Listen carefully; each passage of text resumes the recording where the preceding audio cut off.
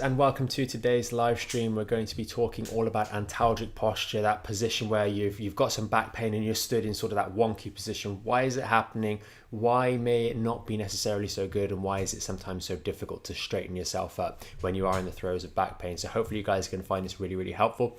As always, we've got Lara on the other side of the camera. She's going to be taking down your questions for the Q&A section at the end of the live stream. So if it's questions about the topic today, if it's questions about your back pain, your sciatica, or anything related to those sorts of things, then please do post those in the comments and we'll get to those towards the back end of today's live stream.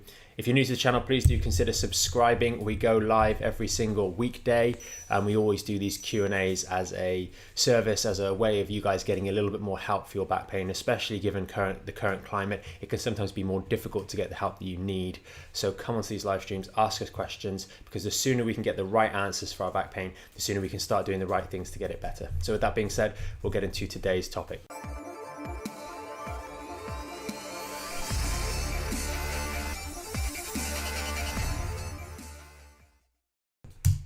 So, antalgic posture. We're going to talk a little bit about this. I've got some diagrams on the board today, guys. So if you do have any questions on what we're talking about on the diagrams or what I talk about, then please do post those in the comments. But essentially, antalgic posture is one of those things where you kind of stood crooked. Maybe you wake up in the morning or you've had that back injury and you wake up and you're kind of shifted off to the one side. You're not able to really straighten up. Sometimes it's not even something that you're consciously doing. You're just unable to square yourself off. You look in the mirror and you think, why on earth am I leaning off to the side? And there is a reason for this, and commonly it's going to happen if we've got some inflammation in the lower back. It may be a disc bulge. That's one of the easy examples that I'm going through here today, but any sort of injury in that lower back that's creating inflammation in an area, we have to remember that the inflammation is excess fluid in what is going to be a confined space in that lower back, and therefore that's going to create a sort of a block, if you will, that as soon as we try and square ourselves off and bring everything and our structure in our spine back to a neutral position, it's going to close in on certain spaces to bring them back to normal. And if maybe we've slept a little bit funny or leaning off to one side in our sleep, it's going to be difficult to straighten back up, because as soon as those holes get smaller, as I've got a little diagram down here, we put pressure on those nerves and we just can't do it. We can't bring ourselves to do that. And it's then difficult to know, is this antalgic posture actually helping me, or is it becoming a hindrance to the recovery? And as we'll find out in a moment, quite often the antalgic posture, that sort of crooked back, is actually making things worse from a loading point of view, and not really advantageous for us in the short, medium, or long term. So we want to try and straighten it out. There's a few little strategies for doing that, which I'll get into in the back end of today's live. But let's go through it on the board first and foremost. Now, I've got a few diagrams. These are all kind of related. They're one in the same sort of picture here. We've got the disc from the side, sorry, from looking straight through it. So we've got the right hand side and the left hand side here, and then we've got looking top down, so looking through the top of your head, so to speak, to what's happening, with this being the back. And then we've got that put in situ in the actual spinal column itself, with the purple bits being the vertebra. Now, of course, this is a little bit over exaggerated in my drawing of the last part just over here. This is a little bit of an over exaggeration with regards to the movement at one particular vertebral level or intervertebral level, but you guys will get the picture. Now, first and foremost, what we're seeing is maybe we've got a strain. Some of the ligaments around here in the what's called the annulus fibrosus of the disc have been strained. Maybe you were gardening yesterday, maybe you had some heavy lifting to do moving house or something like that over the last couple of days, and you've strained that disc, and it's caused the continuous ligaments, if we draw those on, which should be on this side here. Some of those have become damaged and weakened, and maybe they've damaged a bit here. They're still hanging in there, those ones on the side there, but we've got some damage through these ligaments, and now they're really being stretched out. This bulge is bulging out through there. Now, the problem with that, first and foremost, is that sometimes the squaring off of this, the bringing these sides back towards the center, puts pressure on this particular part of the disc that's in the wrong place. And again, we have to remember, this is the gel of the disc. This is the fluid. Fluid is non-compressible. The very function of these discs is that we have a nice central fluid portion that will not actually completely collapse, because it's held in place by continuous ligaments through here. So when it moves out to the side, this is a change in the structure. Now, our bones often as well, rather than being flat, they have a slight depression in the middle where the disc actually will slightly deform the bone over time. When this becomes extreme, it's called a nuclear impression. It's the nucleus impresses upon the bone. But now this little gap that in the bone here that's created a little bit more space in the bony architecture for the disc to sit nicely in situ when the discs are flat on top of one another, it's not got that here. So as these two edges here start to come into contact with one another or start to press down, there's a bit of disc there that shouldn't be there. And then, we lean away from that very, very quickly because it shouldn't be there. It's messing up where our brain thinks our back is. Then there's some pain happening there and we want to be mindful of that. Now that's option number one. So we lean off to the left-hand side away from that side. But the process of leaning off to that left-hand side, and this could be the other way as well, is that we stretch all of these structures here. And you'll know, because we've mentioned it before, that sustained stretch on the ligaments will cause them to lengthen. It will cause them to stretch or creep. And this part of the disc here is ligamentous in nature. So when we've got that antalgic posture, we really want to try and square you off sooner rather than later so that we stop weakening the ligaments in these discs here. Now, when we look at it from top down, we can see the ligaments sort of are encircling the disc like so. And again, we're seeing the same picture here, but they're driving backwards. So then we also have a forward lean. So that forward lean is also helping to take pressure off the back part of the disc, which is why we do it, which is why you get stuck in that position and unable to square off. So that's kind of building further on this particular part. And again, those little indents in the vertebral bodies, they're never purely straight flat really when you look at them on x-rays. There's always a little bit of a gentle bump on the inside or the disc side of the vertebral body. But again, we're going to lean forwards. This is going to create a bit of trouble, or has the potential to create a little bit of trouble as we straighten back off. So that's sort of the intradiscal issue. Well, what if it's not a disc? What if it's somewhere out of there? Maybe this isn't quite this bad. Maybe we've just irritated the facet joints or something like that. Now, the reality is you can't really, in the lower back, injure one structure. If we've injured the disc, we must have injured other ligaments and things in that spine, and the facets must also be under strain, and vice versa, because the nature of our body is that we're not, it's so much more intelligently created. We're not actually just using one structure to resist one range of motion. We covered the other week about the hips and the fact that there's numerous muscles around there that all work in tandem with one another to allow movement or to control movement, and the spine is the same. We have numerous ligaments and small muscles and tendons and etc. around this section of our spine, and they all restrict and protect one another and pre-stress one another. So in order to injure one structure, we must have injured others as well. That whole segmental control must have failed. And what we find here now is this antalgic posture that we've got here. We've got compression on the front of the disc because this is like a little seesaw with a pivot in the middle. If this side it lifts up, this side has to squash down. And what we now have is we're creating more space because ultimately it's the excess inflammation, generally speaking, that occurs around here that is irritating that nerve and giving us those pain signals. 9 times out of 10, you won't actually feel that this is occurring until it protrudes far enough through the disc, the annular layers. So a lot of people will have some minor form of this without feeling any pain because that is an enclosed environment. We do not know what's going on in there. This is why people go, oh well, I was doing fine until 2 weeks ago. Now I'm stood wonky.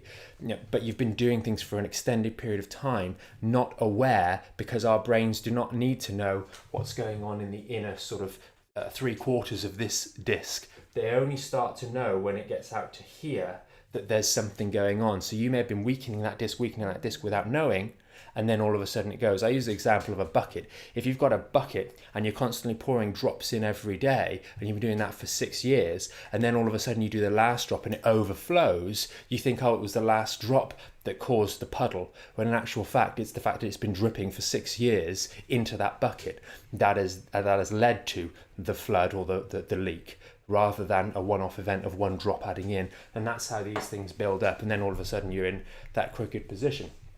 So that crooked position is taking pressure off the nerve here by creating more space, because the inflammation, as we've mentioned before, in this finite hole that's like that, we've got the nerve, which will be the pen. If we've got a hole that's that big and we've got a lot of inflammation filling the gap, then as we make the hole bigger, we decrease the pressure in that hole. And that's why many patients will come into the clinic. Many of you will, if you've ever had an antalgic posture or been crooked, you'll know you're leaning forward slightly. It's very, very unlikely that you will be stood upright or leaning backwards excessively, because that makes this hole smaller. But why is this a problem? The reason it's a problem is because in order for us to open out the space here, which is what we want to do, which was what we're stuck doing, we're then compressing through here. And as we compress through the front of this disc, it drives more of a direction backwards in that disc material, further stressing the weakened ligaments that are over here because they're stretched, they're weakened. Maybe we've got a bit of a twist as well, and if you've watched any of our other live streams, you'll know that a twist with compression and forward bending and muscular activation is a really good way to make a disc really bad really quickly. Then all the ligaments that we've discussed on previous live streams that run along here, along the back part of the vertebra, of which there are many. There's many more on the back part of our spine than on the front part of our spine. Those are all being stretched and compromised by this extended forward bending position. So therefore, the antalgic posture in of itself is understandable. It's understandable why we're doing it, but it is making the situation worse when it comes to actually resolving the underlying problem of back pain. So what do you do about it? Now, we talk about this in a lot of detail in the Back in Shape, in the membership, etc. But we're talking about keeping the hips mobile, we're talking about doing core engagement, etc. But those don't specifically relate to antalgic posture. The one that is really helpful for the antalgic posture, which will be difficult to start with, you have to bear that in mind, is that towel exercise. The ability to take equal decompression off the front and the back, a little bit of traction through there to unload the whole thing gently, in not in as extreme way as this, and definitely with no compression like so, but lying over that towel. As we discussed, there's videos on our YouTube channel or on backinshapeapp.com of how to do this towel exercise to unload the spine. The benefit of the towel exercise, number one is that it will unload these structures and take pressure off this part here that you're naturally trying to take pressure off. But also, because the towel sits at the level of your pelvis, our little the little hip bones, so to speak, those will square you off as well. You can't lie on the towel with it on an angle like that. You can only really lie on it with it being square, because our hips should always be square, and they will force you to lie over it in a straight way. So you'll find that it actually helps really square you off. And we did discuss using this in reference to our scoliosis live stream a good few months ago. It is a great way of squaring your body, putting it back into a neutral position, and doing this for 3 to 5 minutes, coupled with using ice immediately afterwards for 3 to 5 minutes, or immediately after you're up. Now, when you finish using the towel, you must roll off slowly. If you twist your back to get off the towel, you're going to go back to square one. You're not going to really re-injure yourself, but it's going to be pointless. So we have to make sure that we're very rigid rolling off. We've got videos online that you can watch to see how to do this particular exercise, but it is a fantastic one for really working against that antalgic posture. And if you're in the Back in Shape membership site, you'll have seen we did the video with the hanging a little bit more recently, gently putting a little bit of stretch to the spine. That can also help. It's all about being gentle. Quite often people, for example, when they're in the clinic with this sort of trouble, and we put them on the IDD table, the IDD decompression, to unload the spine, say, oh, make it stronger, make it stronger, make it stronger. And actually, sometimes, I think I referred to it yesterday on the live stream, softness beats force. A gentle targeted stretch, like with the towel, or like the one I discussed with the door frame, or a gentle decompression on the IDD table, can really make a massive difference compared to just yanking it apart in a very aggressive and uncontrolled manner. And then also, that's why I would not recommend you go and hang off a pull-up bar, because it's extreme pull and then it's extreme recompression, and we don't want anything that's extreme, especially if you're suffering with antalgic posture, because you run the risk of making it worse. So hopefully this has been helpful, giving you guys a bit of a guidance as to what it is, why it happens, and why you get into that antalgic posture in the first place, why it feels good, and why maybe it's not a good idea to stay in that position. We're going to Q&A. Okay, awesome. Good morning, everybody. Yes, if you've got any questions, please do pop them in the comments. Alex Vesco just said this is an absolute gem. I've never heard of such a lucid explanation of back injury. Understanding what you've done is so useful to getting a handle on your symptoms. Brilliant. Thank you, Michael. Yeah, it's you need to really know what's going on. Otherwise, how on earth are you going to fix it? Yeah. It's like going to a plumber and saying, "Oh, I need you to fix something in my house, but I'm not going to tell you what it is." And you can't have a look. You can't. It's in one of the bathrooms, but we won't tell you which one it's in. You've got to stand on the drive and look at my house and tell me and give me a quote or tell me what I need to do to fix it. It's very difficult. We need to understand the problem, and then we can understand why we're doing what we're doing and why maybe some advice might not be so good. Knee hugs in this scenario are going to feel good, as they will be recommended time and time again. They'll be recommended on the NHS website, but they are going to be making the problem worse, and they're not going to be producing a desired outcome for the medium long term. They'll just feel good while you do them. And can a similar thing happen in the neck as well? Yeah, you get people that's sort of stuck off to the side in the neck. The thing with the neck is we neurologically, and there's something called the somatosensory cortex, which is basically on our brain. It's the way in which we perceive certain areas of our body, and our hands occupy a large amount of space. That's why we've got such good 2-point discrimination. We know where everything is in our face as well, and the neck has a very large representation in our brain of what's going on there, whereas areas like our back don't. So we don't have as good a discerning or discriminating sensation of where exactly things are in our back. So in the neck, you will find you're an awful lot more restricted if you have this sort of thing in terms of the severity of the injury. And just a quick one, would ice also help both on the Yeah, so it's worth making the note that ice will help reduce the inflammation. It'll help calm things down in that area. It is not a one-off solution. Often people say, I tried ice once and it didn't work. Well, try a diet for one day, it's not going to work. Yeah. We have to do it consistently. When it's severe, when we're having a severe flare, we might do it 4, 5, 6 times a day on off for the 5 minutes. We don't do it in one blast. You don't have 3 bowls of salad. You have a bowl of salad or whatever, or a healthy meal 3 times a day for a period of weeks. With the icing, we do it periodically for that 5 minutes, maybe more times in the day, but not just sticking it on there for an hour, because you won't feel anything and you'll probably give yourself frostburn. The thing to note with the icing is that you will feel stiff in the muscles afterwards, and therefore immediately after doing the icing, we don't want to go for a run or do anything silly. We want to take the ice off, walk around some small, sort of walking around the house, maybe nothing too demanding, and then over the next 10 minutes or so, your body will return back to normal temperature, your muscles will be happy again, and you won't have done anything aggressive to cause any further irritation. Okay, brilliant. I'm just going to move on to Billy's question here on Facebook. He said, it's a question about core engagement. I'm finding when going through the phase 2 hybrid routine, dead bugs and marching bridges, I'm flattening the spine against the yoga mat when engaging my core, basically losing the neutral spine position. Is this a bad thing? Yes. Is the core engagement more important than the neutral spine? Good question. Both are equally important there, Billy.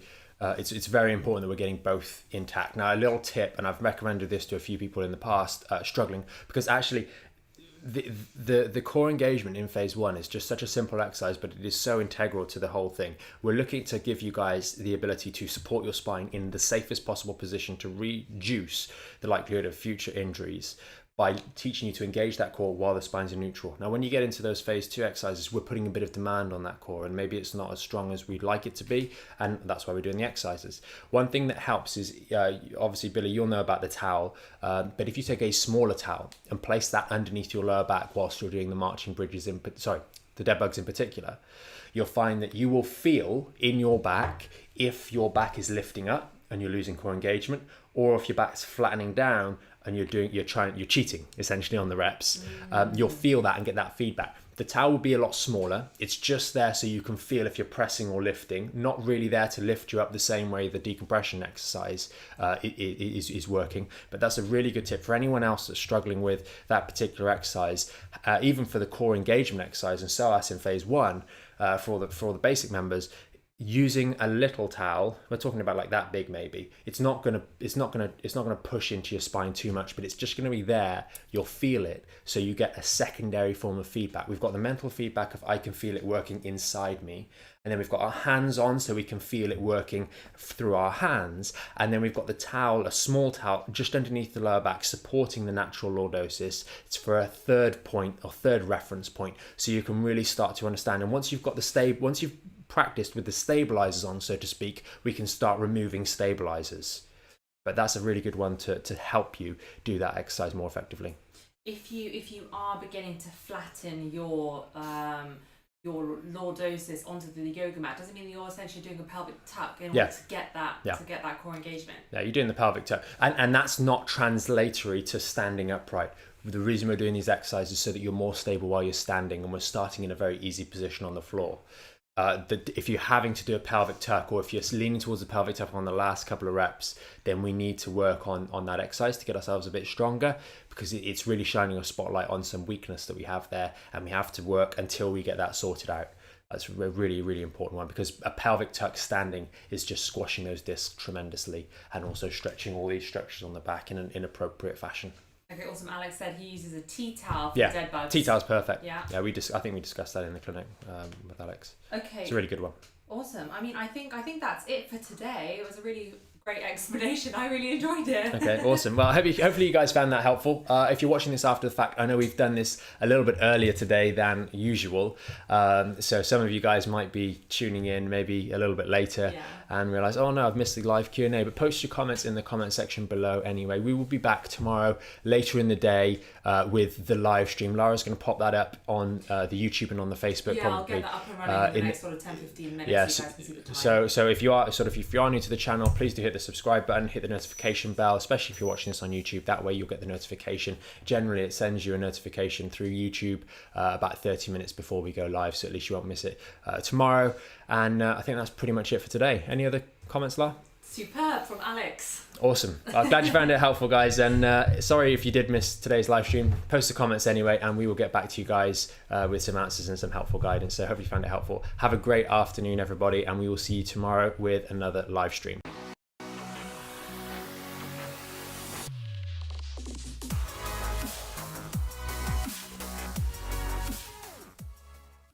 Thanks so much for joining us on today's video. Hopefully you found it packed full of useful information.